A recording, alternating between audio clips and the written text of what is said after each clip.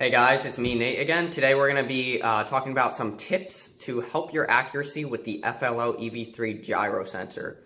So the gyro sensor actually has a fairly bad reputation when it comes to FLL robots, mainly because the reputation goes that it's very unreliable.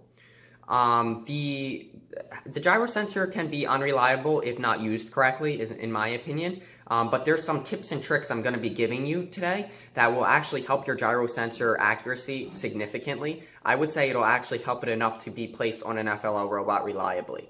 Before we get into these tips, remember that at 100 subscribers, we're going to be doing a giveaway. And if you like the content that I'm sharing, please subscribe to my channel.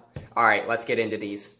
Alright guys, so here you can see that I have my gyro sensor plugged into port 4 on my EV3. I'm going to be reading the values as I turn the robot. So you can see that it's negative 11 right now.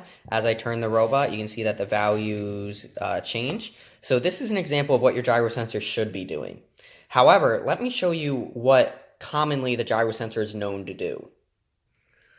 So here's an example of what the gyro sensor is known to do and why it's unreliable. So you can see that my gyro sensor is still plugged into port 4. I'm not touching the robot at all. It's sitting on a completely flat surface, not being moved, and the gyro sensor values are just spiking like crazy. So obviously you can understand why this would make your robot unreliable when your values are just spiking like so. So let me show you how to actually fix this problem. And also what causes this problem. So the fix to this problem is all you have to do actually, it's pretty easy. You can just unplug your cord for it, plug it back in, just do not touch the robot. The robot has to be at a completely still motion when the gyro sensor first boots up. So let me talk about what causes this problem. So the problem is that, and the reason your robot has to be completely still when it first boots up is that your gyro sensor kind of needs like a home position to register to. So when it first boots up, if your robot's completely still, it can register that as your home position. However, if your robot's like shaking when it first boots up, then it can't really register one position as your home position.